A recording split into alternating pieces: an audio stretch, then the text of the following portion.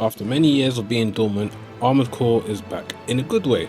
While the game has done a lot of stuff right, there are a few issues that I've had while playing the game as well.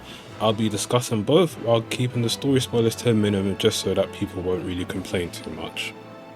To kick things off, the story puts us into the shoes of an augmented human called C4621, with our handler named Walter who gives us mercenary jobs to take on. Now, the planet that we are on is called Rubicon 3, and we are here mainly because there is a substance named Coral, which was discovered that can be used as both an energy source and a data conduit as well. In the story, you would also meet other factions as well on the planet, and you'll be either helping them or facing off against them from time to time. They'll have their own goals, which you'll see throughout the story as well. I won't talk too much about it as, you know, it's a bit spoiled territory there as well, and it kind of spells like who you might face here and there as well. But to summarize my opinion on the story quickly is that I think they've done quite a good job on the story, and it had me invested quite a bit for the most part, though there are some issues, well, not even issues, I say there are some parts of the story where I felt it kind of dragged a bit too much, but you know, that always happens here and there. But I would say overall, yeah, I think they got the story down quite well, honestly. Now, if you want to take a break from the story mode, there is an arena mode which pits you against other AI ACs, or armored cores, pretty much similar to older games. So completing these will gift you chips which allow you to upgrade your AC even more, so you can unlock things like boost kick after using your assault boost, or manual aiming if you're keyboard and mouse, which will probably make it easier in certain situations. Stuff like direct damage, better healing, better damage mitigation, although that one I would question about it because certain fights were not playing nice with that one, even maxed out, but that's another point to be discussed later on.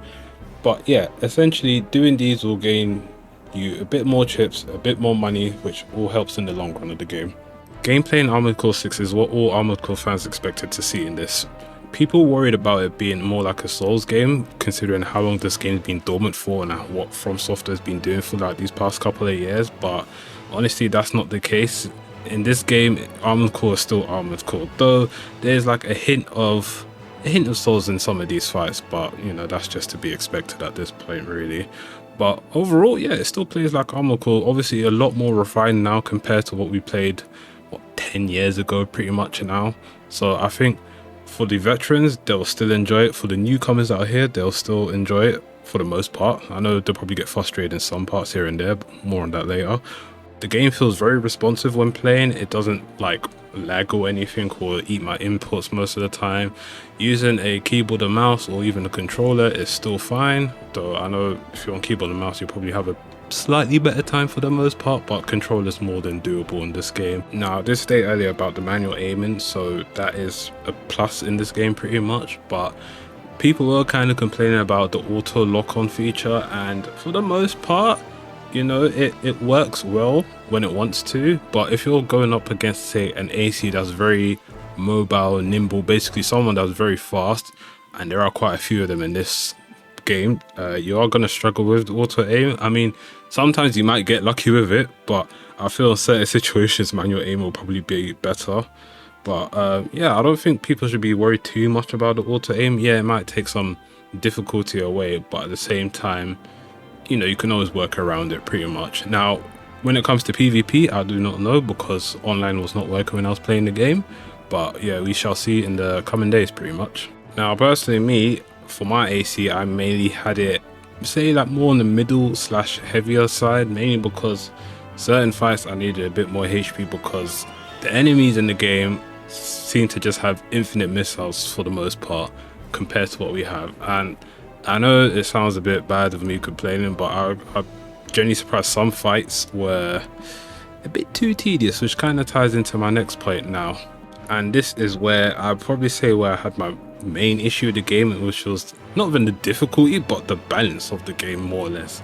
I didn't expect this game to be easy at all. At the same time, I didn't expect it to be like super hard as well. You know, when it comes to these games, you always need to find the right build with a hint of luck as well to progress pretty much. But I noticed early on in some fights or some missions pretty much that the balance just seems to be all over the place. So for example, in chapter 2, which is probably like my least favorite boss in the game, You basically fight like some sort of spider boss pretty much, and my god, this thing was super tanky, super annoying, and somehow super agile at the same time, and it can deal so much damage in an instant sometimes. Like it can literally instantly stagger you most of the time, and when you're staggered it can still shoot at you and everything, so you're even taking more damage. Although you do have the expansion slots as well that give you like slightly armor and all that stuff, or more attack, or not more attack damage, but allow you to deal damage pretty much. I've kind of found those slightly useless in that fight back then. But yeah, balance seemed to be a bit of an issue, because there are also some arena fights as well where I felt the ACs were a bit too good, specifically in I think rank E. I think to this day, out of all the ACs that I faced in the game, that is probably like my least favorite, because that thing was just playing like a keep away game, and I really hate that type of style, honestly. Of course, there's probably ways to counter it and stuff. I'm sure there'll be meta builds that'll be coming out and over the coming weeks, pretty much months. But yeah, I didn't really have any of that to play when I was playing the game. But yeah, for that aside, yeah, I think difficulty wise it's okay. I don't see the need for it to have difficulty options. I mean, it would be nice maybe, but I think, yeah, average player that plays Armored Core, I think they would have an idea that the game is quite difficult.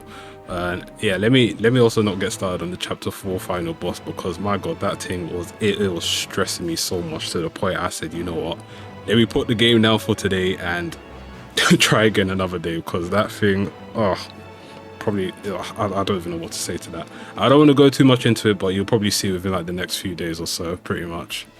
But one more final point on the whole balance thing is mainly that certain enemies, you need to stun them very quick, and I mean very quick. You cannot give them an inch, and this is where I feel meta might come into the play, is that some of these weapons can instantly stun you easily. Like, even I know some of the melee weapons, considering, okay, there is like a slight disadvantage with it as well, but if you can get the hit, they are pretty much stunned, and then you can just wombo combo them as well.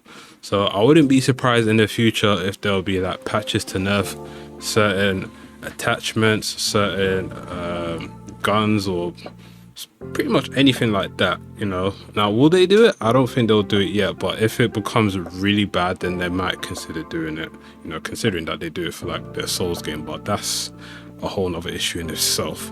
But yeah, overall difficulty is not too bad, but balance can definitely throw you off here and there. With all that said and done, we've come to the customization in Armored Core 6, and this is probably like one of the biggest features in the game, is just making your perfect mech. This can range from all the parts that are in the game, and there are quite a bit. Even to this day, I still haven't gone all of them, mainly because the way you get these parts are either through story missions. Basically, you progress through the story and more come up. If you do the tutorial missions as well, new parts will come up as well to help you throughout the game. Well, not throughout the game, basically the start of the game pretty much. And then during these missions that you're in as well, you can find certain like pods or containers where it will give you like a new part. So you can get something like a new head, a new gun, a new attachment for like your left or right shoulder, so like a new like missile, anything, one of those stuff. So yeah, these missions, you can easily go about and explore and see what you can find. You can also get new equipment as well through your hunter log. So how this works is that certain missions, you'll see that there are enemies or MTs or whatever they're called, HCs as well, where they'll have like a little sign on them, and once you beat them, it adds onto your record. So each time you get a new level, you gain a new part. I'm not too sure what the max level is, but right now I'm like currently level 11, so I would assume there are quite a few more levels to gain from that. So if you're trying to get every single part, you're gonna have quite the time of running through a lot of these missions again and again, pretty much. And bearing in mind, you cannot do all of this on your first playthrough. Like, you get more parts in New Game Plus and New Game Plus Plus, and I'll talk about that specifically in a different video, because that will be quite not a long topic, but yeah, something of a decent size. Now, apart from like the massive range of weapons and armor that you have, you also have options to pretty much decorate your AC as well. So when it comes to making your AC, you have presets of colors that you can use, or you can basically make your own colors in the game, and you can do it for like individual parts as well. So instead of it all being like one similar color, you can have your arm being, I don't know, red, you got your bottoms being pink or something like that. So basically any combination you can do. And with that, you can also put like an emblem to show like, yo, this is my AC, you know, this is what I made. And with emblems as well, there are presets. You gain quite a bit of them throughout the story as well. Some of them are quite nice, or you can actually just make your own from scratch. Now, I did say in my preview video, I thought you could like import pictures and stuff, but that's not the case. And I'm not surprised, because let's be honest, there's a lot of degenerates out there who will probably just have the most interesting emblems on their ACs if they had the chance. Not to say that it can't be done through mods or anything, who knows, but we shall see when that day comes. But yeah, you've got quite a bit to play around with. So when you actually do get into the game, I know some people, they'll probably spend like a few hours decking out their AC to like make the perfect color scheme and all that stuff as well. Now, one final point to add on to this is that if you're building your ACs with like different parts and stuff as well, you can save the loadout. So say for example, you want a specific loadout for a specific mission or boss, you can save and have it there.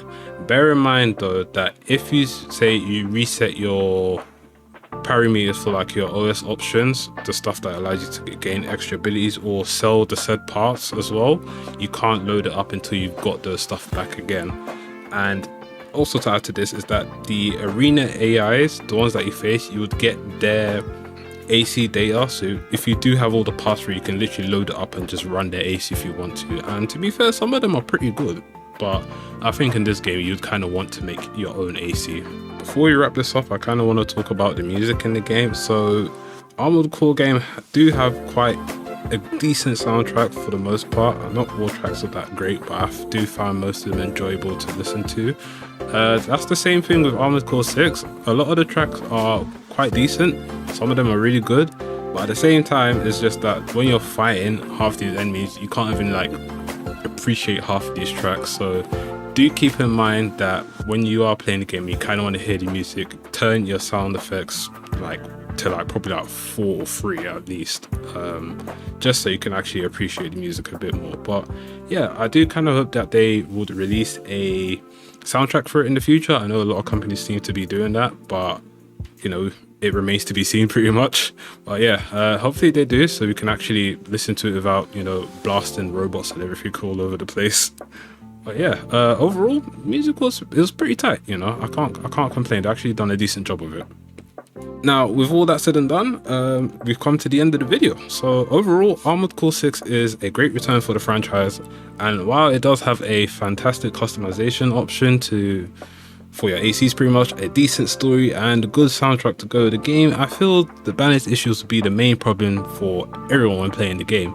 Now, bear in mind, I'm not an Armored Core veteran, so people that have been playing it for years upon years upon years, they probably find the game easy. They'll easily find like the best builds and stuff and all that. I myself am probably a capable gamer, probably not as much as I used to be back in the day, but I can still hold my own right now. But I think for your average person, they will definitely have a few issues when running certain missions or certain boss fights they come up to. But I think in all, it's still doable for everyone. It's just that I think balancing will be an issue. Now for online, that's a whole nother ball game, and I think that's where a lot of people might be getting tilted, because I can already see certain builds and stuff being stupidly overpowered in this game. But that remains to be seen when online actually comes online, which I would assume will be on release day by the time this video is out. But yeah, overall, I would recommend the game, especially if you're an old school Armored Core fan. If you're looking for something new to play with a decent story and everything, kind of like a bit of mindless fun, then yeah, this game might be up your alley. But yeah, with all that said and done, I hope you enjoyed the video. If you've got any questions, feel free to comment down. I'll get back to you, or you know, on Twitter, or they call it X now. But yeah, all the same anyway. I hope you guys enjoyed this video, and I'll catch you guys later.